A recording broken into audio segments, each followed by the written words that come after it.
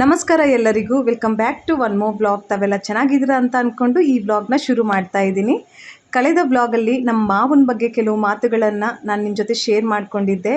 But ಈ ಬ್ಲಾಗಲ್ಲಿ ನಮ್ಮ ಮಾವ ಅವರು ನನ್ನ ಬಗ್ಗೆ ಕೆಲವು ಮಾತುಗಳನ್ನು ಶೇರ್ ಮಾಡ್ಕೊತಾರೆ, ಅದನ್ನು ಹಿಂದಿ ಭಾಷೆಯಲ್ಲಿ. ನಿಮ್ಮಲ್ಲಿ ಯಾರಿಗಾದರೂ ಹಿಂದಿ ಭಾಷೆ ಅರ್ಥ ಆಗದೇ ಇದ್ದರೆ ನಾನು ಕಾಮೆಂಟ್ ಸೆಕ್ಷನಲ್ಲಿ ಕನ್ನಡದಲ್ಲಿ ಅವರು ಏನು ಮಾತನಾಡಿದ್ದಾರೋ ಅದನ್ನು ಬರೆದು ಪಿನ್ ಮಾಡಿರ್ತೀನಿ, ಪ್ಲೀಸ್ ನೀವು ನೋಡ್ಬೋದು. ಇವತ್ತು ನಮ್ಮ ಮಾವನವರು ಡೆಲ್ಲಿಗೆ ಹೊರಡ್ತಾ ಇದ್ದಾರೆ ಫ್ರೆಂಡ್ಸ್. ಬೆಳಗ್ಗೆ 7:40ಕ್ಕೆ ಚಂಡೀಗಢ ಟು ಡೆಲ್ಲಿ ಟ್ರೈನ್ ಇದೆ. ಆಲ್ರೆಡಿ ಅದರದ್ದು ಟಿಕೆಟ್ ಬುಕ್ ಮಾಡಿಸ್ಕೊಂಡು ಬೆಳಗ್ಗೆನೇ ಎದ್ದು ರೆಡಿಯಾಗಿ ಟೀ ಎಲ್ಲ ಕುಡಿದ್ಬಿಟ್ಟು ಆರಾಮಾಗಿ ಬಾಲ್ಕನಿಯಲ್ಲಿ ಕೂತ್ಕೊಂಡಿದ್ದಾರೆ. ಈಗ ಬೆಳಗ್ಗೆ 6:30 ಆಗ್ತಾ ಇದೆ. ನಾನು ರಿಂಗ್ ಲೈಟಲ್ಲಿ ಕ್ಯಾಮ್ರಾನ ಫಿಕ್ಸ್ ಮಾಡಿಬಿಟ್ಟು ಕಿಚನಲ್ಲಿ ಹೋಗಿ ಬ್ರೇಕ್ಫಾಸ್ಟ್ ರೆಡಿ ಮಾಡ್ತಾ ಇದ್ದೀನಿ. ಬೆಳಗ್ಗೆ 7:15ಗೆಲ್ಲನೂ ಇವರು ಮನೆ ಬಿಡ್ತಾರೆ.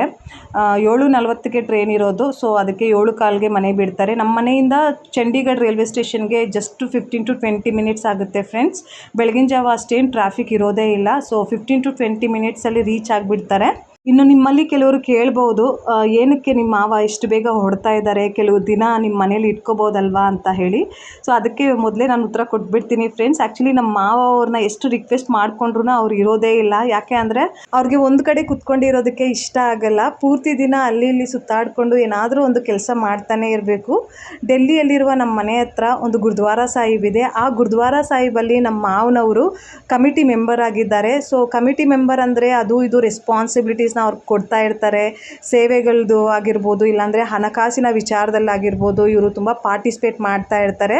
ಸೊ ಹೀಗೆ ಅವರನ್ನು ಬ್ಯುಸಿಯಾಗಿಟ್ಕೊಂಡು ಯಾರ ಹತ್ರನೂ ಏನು ಎಕ್ಸ್ಪೆಕ್ಟ್ ಮಾಡ್ದಿರಾ ಇನ್ನು ಮಕ್ಕಳಿಗೆ ಅವ್ರ ಕೈಯಲ್ಲಾದಷ್ಟು ಸಹಾಯ ಮಾಡಿಕೊಂಡು ಅವ್ರ ಜೀವನವನ್ನು ನಡೆಸ್ಕೊಂಡು ಹೋಗ್ತಾ ಇದ್ದಾರೆ ಫ್ರೆಂಡ್ಸ್. ಮೊಮ್ಮಕ್ಕಳ ಜೊತೆ ಕೆಲವು ದಿನ ಇದ್ದು ಹೋಗ್ರಿ ಅಂತ ನಾವು ಎಷ್ಟೇ ರಿಕ್ವೆಸ್ಟ್ ಮಾಡಿಕೊಂಡ್ರು ಅವರು ಕೇಳೋದೇ ಇಲ್ಲ ಫ್ರೆಂಡ್ಸ್. ಆ ಮೀಟಿಂಗ್ ಇದೆ, ಈ ಮೀಟಿಂಗ್ ಇದೆ, ಆ ಕೆಲಸ ಇದೆ, ಈ ಕೆಲಸ ಇದೆ ಅಂತ ಎಕ್ಸ್ಕ್ಯೂಸಸ್ ಹೇಳಿನೇ ಹೊಡೆದ್ಬಿಡ್ತಾರೆ. ಮತ್ತು ಪ್ರತಿದಿನ ಕಾಲ್ಸಲ್ಲಿ ಕನೆಕ್ಟ್ ಆಗಿರ್ತಾರೆ. ವಿಡಿಯೋ ಕಾಲ್ ಮುಖಾಂತರ ಮೊಮ್ಮಕ್ಕಳನ್ನ ನೋಡಿ ಖುಷಿ ಪಡ್ತಾರೆ. ನಮ್ಮಿಂದ ಏನು ಎಕ್ಸ್ಪೆಕ್ಟ್ ಮಾಡ್ತಾ ಇಲ್ಲ, ಮತ್ತು प्रीति अंतु कोट्टे कोड़ता इधर है। मैंने यह चंडीगढ़ में आकर देखा कि मेरा जो बहू रानी है, मेरे बेटे की मिसेस, वो तेलुगु परिवार से है। उसने 12-13 साल से अच्छी एडजस्टमेंट कर रखी है। 15 साल हो गए, 15 वर्ष हो गए लगभग, और हमारे परिवार से उसको जुड़े हुए, और वह एक अच्छी एडजस्टमेंट कर रखी है उसने हमारे साथ। उसकी म्यूचुअल अंडरस्टैंडिंग बहुत अच्छी है, और हमें उम्मीद नहीं थी कि वो इस तरह से हमारे परिवार में मिल जाएगी, और बहुत अच्छी मिली है। हमारी सेवा करना, और हमें खुशी हुई जब तेलुगु लड़की हमारे घर में इस तरीके से एडजस्ट होगी, तो मुझे बेहद खुशी है। आज मैं चंडीगढ़ आया हूँ इनके नए मकान में अपने बच्चों से मिलकर।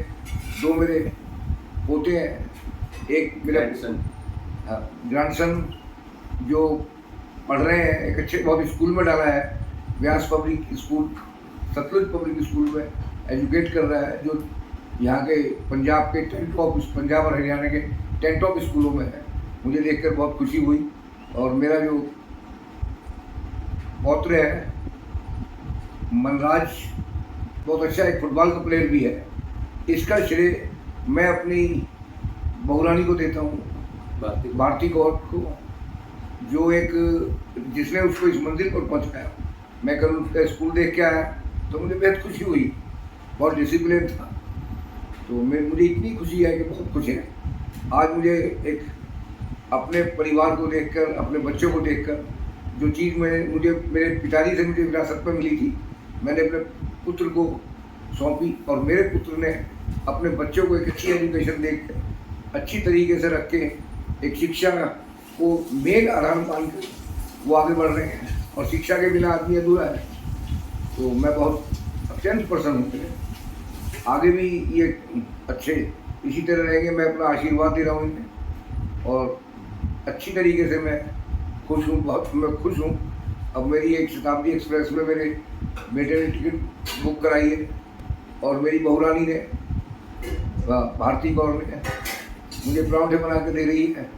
नाश्ते के लिए पूछा, मुझे सवेरे चाय बना के दी, तो मैंने नाश्ता नहीं किया। मैंने कहा मैं खाली पेट से चाय पीऊँगा, जैसा कि मैंने, और मैं पराठे ले जाऊँगा अपने साथ जहाँ मैं करूँगा। और सबसे बड़ा, मैं अपने बच्चों की इनकी यादें लेके जाऊँगा अपने साथ।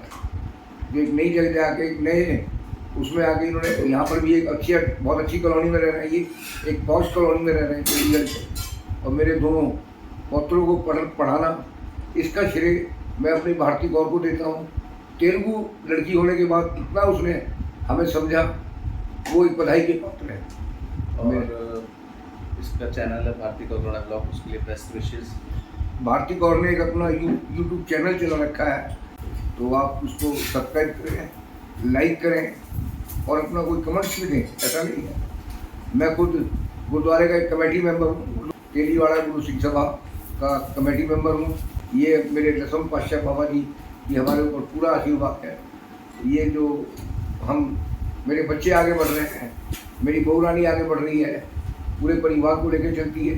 जो एक हाउस वाइफ है, जो जॉब नहीं करती कहीं, सिर्फ एक बच्चों को पढ़ाना और अपना घर को मेंटेन करना उसका काम है। उसके लिए मेरा बेटा आशीर्वाद बैठा हुआ है, जिसका मेरे पर आशीर्वाद है। मैं इसके लिए आप सबको धन्यवाद देता हूँ, तहे दिल से शुक्रिया अदा करता हूँ। इस चैनल को देखिए और दूसरा उम्मीद करता हूँ सारे परिवारों में, पूरे विश्व के परिवारों में इस तरह से प्यार बना रहे। धन्यवाद। ನಮ್ಮ ಮಾವನವ್ರಿಗೆ ಅವ್ರ ಮಗ ಅಂದರೆ ತುಂಬ ಪ್ರಾಣ ಫ್ರೆಂಡ್ಸ್. ಅವ್ರ ಮಗನನ್ನು ನಾನು ಚೆನ್ನಾಗಿ ನೋಡ್ಕೊತಾ ಇದ್ದೀನಿ, ಅವ್ರಿಗೆ ಒಂದು ಒಳ್ಳೆ ಹೆಸ್ರು ಮಾಡಿಕೊಡ್ತಾ ಇದ್ದೀನಿ ಸೊಸೈಟಿಯಲ್ಲಿ ಅಂತ ತುಂಬ ಅಪ್ರಿಷಿಯೇಟ್ ಮಾಡ್ತಾರೆ. ನಮಗೆ ಮದುವೆ ಆದಾಗ ಬಹಳಷ್ಟು ಅವ್ರ ರಿಲೇಟಿವ್ಸ್ ಎಲ್ಲನೂ ನೆಗೆಟಿವ್ ಆಗಿಯೇ ಥಿಂಕ್ ಮಾಡಿದ್ರು. ಅದು ಬೇರೆ ನಾನು ನೋಡೋದಕ್ಕೆ ಚೆನ್ನಾಗಿರಲಿಲ್ಲ, ಕಪ್ಪಗೆ ಕಾಗೆ ಥರ ಇದ್ದೆ. ಅದನ್ನು ನೋಡಿ ಒಂಥರ ನೆಗೆಟಿವ್ ಆಗಿಯೇ ಕಾಮೆಂಟ್ ಮಾಡ್ತಿದ್ರು. ಸೊ ಆ ಒಂದು ಟೈಮಿಂದ ಇಲ್ಲಿವರೆಗೂ ನಮ್ಮ ಮಾವನೇ ನನಗೆ ಯಾವಾಗ್ಲೂ ಸಪೋರ್ಟ್ ಸಿಸ್ಟಮ್ ಆಗಿ ನಿಂತು, ನೀನು ಒಳ್ಳೆ ಹುಡುಗಿ, ನನ್ನ ಮಗನ್ನ ಚೆನ್ನಾಗಿ ನೋಡ್ಕೊತೀಯ, ಚೆನ್ನಾಗಿರ್ತೀರಾ ಅಂತ ಆಶೀರ್ವಾದ ಕೊಟ್ಟು ನಮ್ಮನ್ನು ಇಲ್ಲಿವರೆಗೂ ಬೆಳೆಸಿರೋದು. ಅವ್ರ ಆಶೀರ್ವಾದ ನಮಗೆ ರಾಮಬಾಣದಂತೆ ಫ್ರೆಂಡ್ಸ್. ನಿಜವಾಗ್ಲೂ ಹೇಳ್ತೀನಿ, ನಮ್ಮ ಮಾವನ ಆಶೀರ್ವಾದ ಇಲ್ಲ ಅಂತ ಅಂದಿದ್ರೆ ನಮ್ಮ ಮ್ಯಾರಿಡ್ ಲೈಫ್ ಯಾವಾಗಲೂ ಎಂಡ್ ಆಗಬೇಕಾಗಿತ್ತು. ಬಟ್ ಅವರ ಆಶೀರ್ವಾದ ಮತ್ತು ದೇವ್ರ ಕೃಪೆಯಿಂದ ಇಲ್ಲಿವರೆಗೂ ನಮ್ಮ ಮ್ಯಾರಿಡ್ ಲೈಫ್ನ ಕಾಪಾಡ್ಕೊಂಡು ಬಂದಿದ್ದೀವಿ.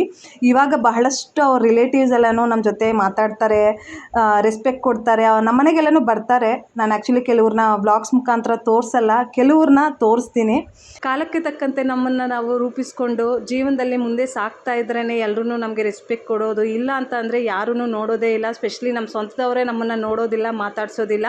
ಸೊ ಇದನ್ನು ನಾವು ಎಕ್ಸ್ಪೀರಿಯೆನ್ಸ್ ಮಾಡಿದ್ದೀವಿ. ವಿದಿನ್ 5 to 6 ಇಯರ್ಸಲ್ಲಿ ನಾವು ನಮ್ಮನ್ನು ತುಂಬ ಚೆನ್ನಾಗಿ ಸೆಟಲ್ ಮಾಡ್ಕೊಂಡಿದ್ದೀವಿ ಫ್ರೆಂಡ್ಸ್. ಒಬ್ಬರ ಹತ್ರ ಕೈ ಚಾಚ್ತಾ ಇಲ್ಲ, ನಮ್ಮ ಹತ್ರ ಎಷ್ಟಿದೆಯೋ ಅಷ್ಟರಲ್ಲಿ ಸುಂದರವಾದ ಜೀವನವನ್ನು ನಡೆಸ್ತಾ ಇದ್ದೀವಿ. ಸ್ಪೆಷಲಿ ನಮ್ಮ ಮಕ್ಕಳು ಖುಷಿಯಾಗಿದ್ದಾರೆ, ಆರೋಗ್ಯಕರವಾಗಿದ್ದಾರೆ. ಅದಕ್ಕಿಂತ ದೊಡ್ಡ ಬ್ಲೆಸ್ಸಿಂಗ್ಸ್ ಯಾವುದೂ ಇಲ್ಲ.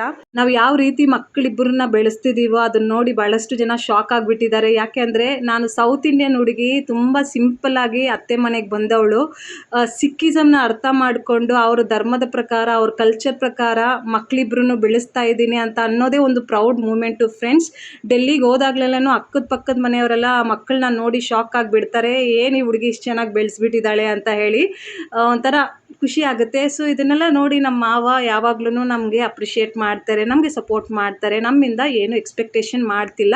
ಸೊ ನಮ್ಮ ಮಾವನವರು ನಮ್ಮ ಮನೆಯಲ್ಲಿ ಏನಕ್ಕೆ ತುಂಬ ದಿನ ಇರೋದಿಲ್ಲ ಅದಕ್ಕೆ ಕ್ಲಿಯರಾಗಿ ಕ್ಲಾರಿಟಿ ಕೊಟ್ಟಿದ್ದೀನಿ. ಮತ್ತು ನಮ್ಮ ಮಾವನವರು ನನ್ನ ಬಗ್ಗೆ ಏನು ಫೀಲ್ ಮಾಡ್ತಾರೆ ಅದನ್ನು ಸಹ ಅವ್ರ ಮುಖಾಂತರನೇ ಹೇಳ್ಸಿದ್ದೀನಿ. ಸೊ ಇಷ್ಟೇ ಫ್ರೆಂಡ್ಸ್ ನಮ್ಮ ಮಾವನವ್ರ ಬಗ್ಗೆ. ಇನ್ನು ನೆಕ್ಸ್ಟ್ ಟೈಮ್ ಮೀಟ್ ಮಾಡಿದಾಗ ಮತ್ತೆ ಅವ್ರ ಬಗ್ಗೆ ಮಾತಾಡ್ತೀನಿ. ಸೊ ಇವಾಗ ನಾವು ನಮ್ಮ ರೊಟೀನ್ ಹೆಲ್ತ್ ಚೆಕಪ್ ಮಾಡಿಸ್ಕೊತಾ ಇದ್ದೀವಿ. ಲಾಸ್ಟ್ ಇಯರ್ ನವೆಂಬರಲ್ಲಿ ನಾವು ಲಾಸ್ಟ್ ಹೆಲ್ತ್ ಚೆಕಪ್ ಮಾಡಿಸಿದ್ದು. ಅದರಲ್ಲಿ ಏನೂ ಅಷ್ಟು ಪ್ರಾಬ್ಲಮ್ಸ್ ಇರಲಿಲ್ಲ. ವಿಟಮಿನ್ ಡಿ ಇಬ್ಬರದೂ ಕಡಿಮೆ ಇತ್ತು, ನಂದು ನಮ್ಮ ಯಜಮಾನ್ರದ್ದು. ಡಾಕ್ಟರ್ಸ್ ಹೇಳ್ತಾರೆ ಆಲ್ಮೋಸ್ಟ್ ಎಲ್ಲರದ್ದು ವಿಟಮಿನ್ ಡಿ ಕಡಿಮೆ ಇರುತ್ತೆ ಅಂತ ಹೇಳಿ. ಮತ್ತು ಇನ್ನು 40ಸಲ್ಲಿ ಇದ್ದೀವಿ ಅಂತ ಅಂದಾಗ 6 months ಒನ್ಸ್ ಇಲ್ಲಾಂದರೆ 1 year ಒನ್ಸ್ ಈ ಥರ ರೊಟೀನ್ ಹೆಲ್ತ್ ಚೆಕಪ್ ಮಾಡಿಸ್ಕೊಂಡ್ರೆ ಬೆಟರು ಅಂತ ನನ್ನ ಒಂದು ಅನಿಸಿಕೆ. ಕಳೆದ ಒಂದು 8 ತಿಂಗಳಿಂದ ನಾನಂತೂ ಬಹಳಷ್ಟು ಸ್ಟ್ರೆಸ್ಸನ್ನು ಅನುಭವ ಮಾಡಿದ್ದೀನಿ. ಸ್ಪೆಷಲಿ ನನ್ನ ತವರು ಮನೆ ಕಡೆಯಿಂದನೇ ಆ ಸ್ಟ್ರೆಸ್ಸನ್ನು ನಾನು ಎಕ್ಸ್ಪೀರಿಯೆನ್ಸ್ ಮಾಡಿರೋದು. ನಮ್ಮ ಅಕ್ಕನಿಗೆ ಗ್ಯಾಸ್ಟ್ರಿಕ್ ಕ್ಯಾನ್ಸರ್ ಇದೆ ಅಂತ ಗೊತ್ತಾದ ಮೇಲೆ ಅವ್ರಿಗೆ ಏನಕ್ಕೆ ಗ್ಯಾಸ್ಟ್ರಿಕ್ ಕ್ಯಾನ್ಸರ್ ಆಗಿದೆ, ಕಾರಣ ಏನು ಅಂತ ತಿಳ್ಕೊಳ್ಳೋದಕ್ಕೆ ಬಹಳಷ್ಟು ವೀಡಿಯೋಸ್ ಎಲ್ಲ ನೋಡಿ ತಲೆ ಕೆಡಿಸ್ಕೊಂಡ್ಬಿಟ್ಟೆ ಫ್ರೆಂಡ್ಸ್. ಮತ್ತು ಅವ್ರು ತೀರೋದ್ಮೇಲೆ ಅವರ ಒಂದು ಲಾಸ್ನ ಇನ್ನೂ ಡೈಜೆಸ್ಟ್ ಮಾಡ್ಕೊಳ್ಳೋದಕ್ಕೆ ಆಗ್ತಾ ಇಲ್ಲ ಫ್ರೆಂಡ್ಸ್. ಒಂದು ಸೆಕೆಂಡ್ ಅವ್ರ ಬಗ್ಗೆ ಯೋಚನೆ ಮಾಡಿದ್ರು ಒಂಥರ ಏನೋ ಹೊಟ್ಟೆಯೆಲ್ಲ ಉರಿಯುತ್ತೆ. ಏನಕ್ಕೆ ನಮ್ಮ ಅಕ್ಕನಿಗೆ ಈ ಥರ ಮೋಸ ಆಯಿತು. ತುಂಬ ದೇವ್ರನ್ನ ನಂಬ್ತಿದ್ರು, ಒಳ್ಳೆಯ ಹೆಂಡತಿಯಾಗಿ, ತಾಯಿಯಾಗಿ, ಮಗಳಾಗಿ, ಅಕ್ಕನಾಗಿ ಎಲ್ಲರ ಬಗ್ಗೆನೂ ತುಂಬ ಯೋಚನೆ ಮಾಡ್ತಿದ್ರು. ಎಲ್ರಿಗೂ ಒಳ್ಳೇದು ಮಾಡಬೇಕು ಅನ್ನೋ ಥರ ಕಷ್ಟಪಡ್ತಿದ್ರು. ಸೊ ಇಂಥವ್ರಿಗೆ ದೇವ್ರು ಮೋಸ ಮಾಡಿದ್ದಾರೆ ಅನ್ನೋ ಒಂದು ಫೀಲಿಂಗು ತುಂಬ ಇದೆ ಫ್ರೆಂಡ್ಸ್. ನಿಜವಾಗ್ಲೂ ಹೇಳ್ತೀನಿ, ನಾನು ಎಷ್ಟೇ ಆ್ಯಕ್ಟಿವ್ ಆಗಿ ನನ್ನ ಗಂಡನ ಮಕ್ಕಳನ್ನ ನೋಡ್ಕೊತಾ ಇದ್ರು ನಮ್ಮ ಅಕ್ಕನ, ನನ್ನ ತಂಗಿನ ಮರೆಯೋದಕ್ಕೆ ಸಾಧ್ಯನೇ ಆಗಲ್ಲ. ನಾನು ನನ್ನ ಗಂಡನ ಜೊತೆ ಮಕ್ಕಳ ಜೊತೆ ಎಷ್ಟೇ ಖುಷಿಯಾಗಿರೋದಕ್ಕೆ ಪ್ರಯತ್ನ ಪಟ್ಟರು ಎಲ್ಲೋ ಒಂದು ಕಡೆ ನನ್ನ ಹುಟ್ಟಿದವ್ರ ಬಗ್ಗೆನೂ ಸಹ ನಾನು ತುಂಬ ಡೀಪಾಗಿ ಥಿಂಕ್ ಮಾಡ್ತೀನಿ ಫ್ರೆಂಡ್ಸ್. ಇದರಿಂದ ತುಂಬ ಸ್ಟ್ರೆಸ್ಸನ್ನು ಸಹ ಅನುಭವ ಮಾಡ್ತಿದ್ದೀನಿ. ತುಂಬ ಸ್ಟ್ರೆಸ್ಸನ್ನು ಅನುಭವ ಮಾಡಿದಾಗ ಏನಾದರೂ ಒಂದು ಹೆಲ್ತ್ ಪ್ರಾಬ್ಲಮ್ಸ್ ಬರೋ ಚಾನ್ಸಸ್ ಹೈ ಆಗಿರುತ್ತೆ ಅಂತ ಹೇಳ್ತಾರೆ. ಸೊ ಅದಕ್ಕೆ to be in a safer side ನಾನು ಯಾವಾಗಲೂ ಆ್ಯಕ್ಟಿವ್ ಆಗಿ ಫಿಟ್ ಆಗಿರ್ತೀನಿ. ಅಟ್ ದಿ ಸೇಮ್ ಟೈಮ್ ಅವಾಗವಾಗ ರೊಟೀನ್ ಹೆಲ್ತ್ ಚೆಕಪ್ ಮಾಡಿಸ್ಕೊಂಡ್ರೆ ಒಳ್ಳೆಯದು ಅಂತ ಹೇಳಿ ಇವತ್ತು ನಾನು ನಮ್ಮ ಯಜಮಾನ್ರು ಇಬ್ಬರೂ ರೊಟೀನ್ ಹೆಲ್ತ್ ಚೆಕಪ್ ಮಾಡಿಸ್ಕೊತಾ ಇದ್ದೀವಿ. ಇದ್ರದ್ದು ರಿಸಲ್ಟ್ ಏನು ಬಂತು ಅಂತ ಹೇಳಿ ನೆಕ್ಸ್ಟ್ ವ್ಲಾಗಲ್ಲಿ ಹೇಳ್ತೀನಿ. ಇವತ್ತಿನ ಈ ವ್ಲಾಗಲ್ಲಿ ಇಷ್ಟೇ. ಐ ಹೋಪ್ ನಿಮಗೆ ಈ ವ್ಲಾಗ್ ಇಷ್ಟ ಆಗುತ್ತೆ ಅಂತ ಅನ್ಕೊತೀನಿ. ಸ್ವಲ್ಪ ಮಟ್ಟಿಗೆ ಆದರೂ ಇಷ್ಟ ಆದರೆ ಪ್ಲೀಸ್ ಫ್ರೆಂಡ್ಸ್ ಲೈಕ್ ಮಾಡೋದನ್ನು ಮರಿಬೇಡಿ. ಭಾಳಷ್ಟು ಸಬ್ಸ್ಕ್ರೈಬರ್ಸ್ ವ್ಲಾಗ್ಸ್ನ ನೋಡ್ತಿದ್ದೀರಾ ಬಟ್ ಲೈಕ್ ಮಾಡ್ತಾ ಇಲ್ಲ. ಪ್ಲೀಸ್ ಲೈಕ್ ಮಾಡಿ ಮತ್ತು ಚಾನಲ್ನ ಸಬ್ಸ್ಕ್ರೈಬ್ ಮಾಡ್ಕೊಂಡಿಲ್ಲ ಅಂತ ಅಂದರೆ ಸಬ್ಸ್ಕ್ರೈಬ್ ಮಾಡಿಕೊಂಡು ಎಲ್ಲ ವ್ಲಾಗ್ಸ್ನ ನೋಡಿ. Thank you so much. ಮತ್ತೆ ಸಿಗೋಣ ಇನ್ನೊಂದು ವ್ಲಾಗಲ್ಲಿ. ಅಲ್ಲಿಯವರೆಗೂ please do take care of yourself. Bye bye, take care.